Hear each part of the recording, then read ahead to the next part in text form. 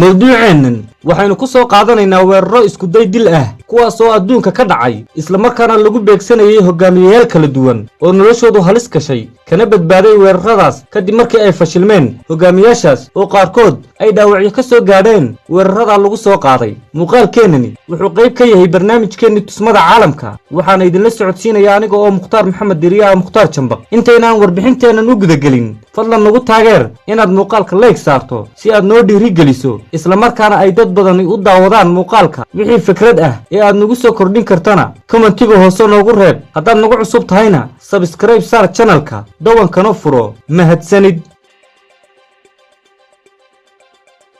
muuqaalkeennan maanta waxaynu kaga hadlaynaa 10 hogaamiye kuwaas oo soo kala xukumay wadamo kala duwan isla markaana iyagu waa hogaamiyayaashaasi lagu soo qaaday weeraro fashilmay kuwaas oo lala doonayo in lagu dhibaateeyo nafahooda. Soomaalida ayaa hore ugu mahmaahday gari laba nin kama wada qoslisee weeraradan kala duwan ee hogaamiyayaashaas lagu qaaday waxay inta badan ka dhasheen mucaaradnimo siyaasadeed iyo nacayb xooggan oo ka dhashay nidaamkooda hogaamineed. hogaamiyaha ugu horeeya aynu barnaamijkeena kaga hadlaynaa isla markaana weerarka naftiisa lagu beegsanayo lagu soo qaaday waa hogaamiyihii hore ee xisbiga dhaqdhaqaaqa xuquuqda iyo xorriyadda ee dalka Bulgaariya Axmed Dogan kaas oo sanadkii 2013 lagu soo qaaday weerar fashilmay oo naftiisa lagu beegsanayay isagoo masrax uu khudbad ka jeedinayay taagan isla markaana ka badbaaday kadib markii ay kabiday ama ay dhici weyday bastooladii uu sitay ninkii weerarka ku soo qaaday. in yar kadibna ilaaladii goobtaasi ay gacanta ku dhigeen ninkii weerarka fulinayay.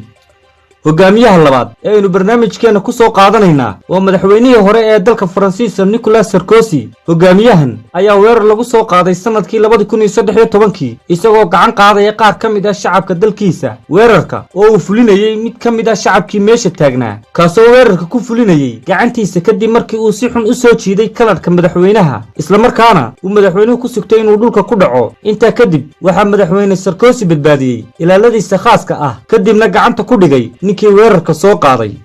hogaamiyaha saddexaad ee aynu barnaamijkeena ku soo qaadanaynaa waa madaxweynihii hore ee dalka Mareykanka Ronald Reagan kaas oo dalkiisa soo xukumayay muddadii u dhaxaysay 1981 ilaa 1989. madaxweynaha ayaa weerar rasaas ah lagu soo qaaday isagoo ka soo baxay meel uu madaxda dalkiisa kula shirayay. weerarkaas wax dhib ah kama soo gaarin madaxweynahaas. qofkii rasaasta ridayayna waxaa isla goobtiiba ku qabtay ilaaladii madaxweynaha. ma jirto wax warbixin ah oo ay ciidamada nabadgelyada dalkaasi ay ka soo saareen ujeedka weerar.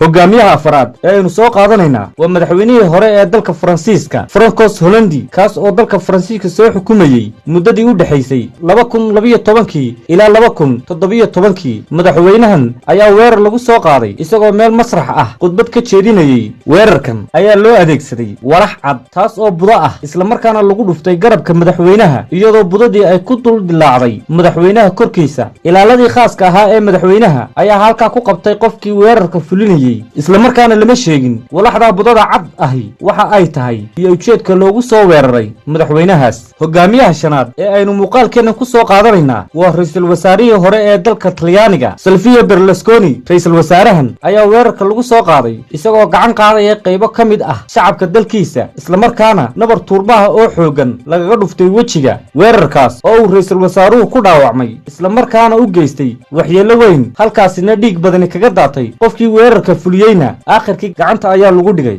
hogaamiyaha lixaad ee aynu muuqaalkeena ku soo qaadanaynaa waa madaxweynihii hore ee dalka Mareykanka George W. Bush kaasoo dalkiisa soo xukumayay muddadii u dhaxaysay 2000 ilaa 2008. madaxweynahani waa madaxweynihii iclaamiyay in islaamku xaq jir yahay isla markaana weerarka ku soo qaaday dawladdii Ciraaq ee xukumayay Saddam Hussein. sidaa daraadeed nacaybkii ay muslimiintu u qaadeen wuxuu sababay inuu weerar ku qaado suxufi Ciraaqi ah. Bush oo ku sugan gudaha dalka Ciraaq sanadka 2008 weerarkaas oo uu suxufigu u adeegsaday kabihiisa ilaa uu madaxweyne Bush si degdeg ah uga cararay masraxii uu ka hadlayay. hogaamiyaha toddobaad ee aynu barnaamijkeena ku soo qaadanaynaa waa madaxweynihii hore ee bangiga dhexe ee Yurub Mario Draghi kaas oo xilka hayay muddadii u dhaxaysay 2000 ilaa 2019. hogaamiyahan ayaa weerar lagu soo qaaday isagoo meel masraxa ka hadlayay. weerarkaas waxaa fulisay qof dumar ah taasoo ka cadhootay hadalladiisii isla markaana inta ay ku booday masraxii uu saarnaa ku dhufatay kuna daadisay waraaqihii ay sidatay.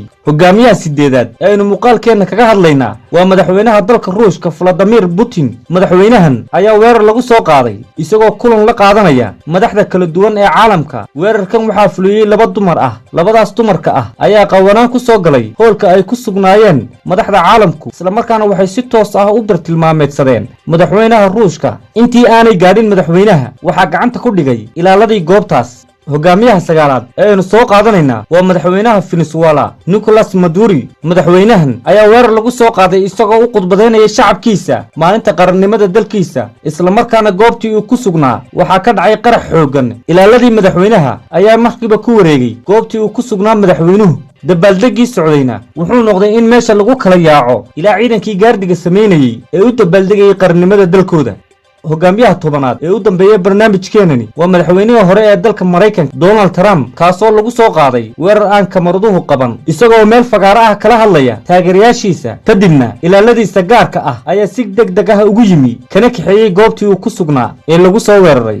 barnaamijkeenu aynu kaga hadlaynay hogaamiyayaasha naftoodu khatarta gashay kadib markii weeraro fashilmay lagu soo qaaday waa naga inta aynu warbixintan oo kala ku kulmayno waxaan idinkaga tegayaa amaano Allah.